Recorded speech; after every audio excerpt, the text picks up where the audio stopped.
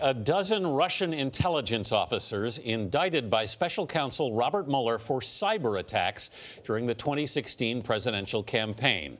The targets of the hackers allegedly included Democratic Party groups, its national and congressional campaign committees, as well as the Hillary Clinton campaign. The indictment alleges that on July 27, 2016, hackers attempted to access Hillary Clinton's personal accounts. The president was briefed on the indictments earlier this week, but a few hours before the indictments were announced publicly, President Trump spoke about the Mueller investigation. I call it the rigged witch hunt. I think that really hurts our country, and it really hurts our relationship with Russia. I think that we would have a chance to have a very good relationship with Russia and a very good relationship with President Putin. Soon after Mr. Trump met with Britain's Queen Elizabeth at Windsor Castle, the president said he plans to ask Putin about the meddling when they meet for a summit in Helsinki, Finland, on Monday. Here with more is CBS News political correspondent Ed O'Keefe. He's in our Washington bureau. Ed, good morning. Good morning, guys. So this comes just before that Helsinki visit with Mr. Putin, as we mentioned. What do you think Mr. Mueller is trying to get across? Do you think there's a motive behind the timing of this release? Well, the Deputy Attorney General Rod Rosenstein said yesterday that this had more to do with the fact that they had the evidence and it was time to issue the indictments. And he pointed out that he had briefed the president before he left for Europe about these charges. But I think whether or not it was intentional, it definitely puts the onus now on the president to bring this up somehow during his meeting with the Russian president in Helsinki.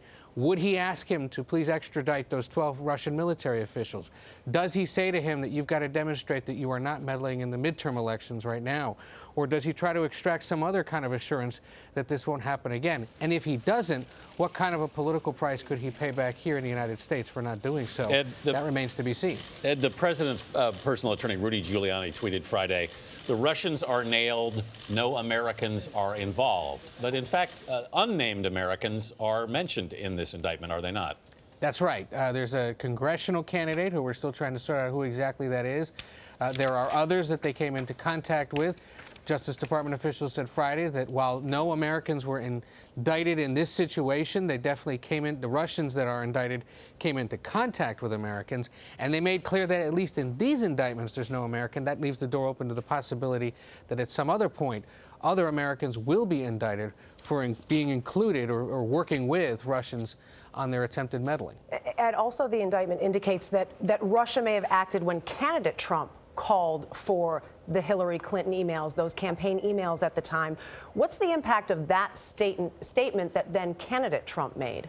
Yeah, so this takes us back to June 2016, when the summer 2016, when the president, or now president, candidate Trump said something to the effect of, Russians, if you're out there, go after her emails. Well, the indictment shows that on or about that exact date is when they first tried to do this. That's just there stated as fact. They're not trying to infer anything. Whether we learn in the coming weeks or months, however, that there was a direct lineage between that statement and their attempt to do this remains to be seen. And that is why the White House should remain concerned that despite the fact that this only involved Russians this week, remember, there are other ongoing investigations into Paul Manafort, into Michael Flynn, Michael Cohen, the president's personal attorney, is now caught up in this. Roger Stone, his longtime friend, has been in touch with the investigators. There may be other people out there that we just don't know about. The investigation into Russian meddling continues, but there are so many other aspects of this that they continue to investigate that we still don't know about. And there was a Washington Post Schar School poll that indicated that this week that the country is nearly split in half over the special counsel's investigation, mostly along party lines. But what kind of impact will this have if it goes on? Really, the question is, how much time does Mueller have? Well, Mueller says he will take as long as it takes for him, regardless of the potential political fallout. But in the meantime, you will continue to see the president's supporters do whatever they can to continue driving down that number, that level of support for the investigation, certainly among Republicans, if not among everyone. That's partly why that contentious hearing this past week at the Capitol with that FBI agent who had sent those texts about the president was held at all. not necessarily just to question him, but also to use the venue to raise doubts about the ongoing investigation, to question whether or not there aren't any other bad actors in there, and then drive down support and assurance that this is a reputable investigation. The more that his supporters can do that before the investigation is final, the more they believe they'll be able to discredit it once it's all over. You know, you look at the length there and you compare it to things like Whitewater and Iran-Contra, and obviously some differences and some time still left there. Ed O'Keefe in Washington. Thank you, Ed.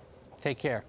CBS News coverage of the Trump-Putin summit in Helsinki starts tomorrow morning on Face the Nation. Coverage continues Monday on CBS This Morning, as well as on CBSN, our streaming service, and on the CBS Evening News with Jeff Glor.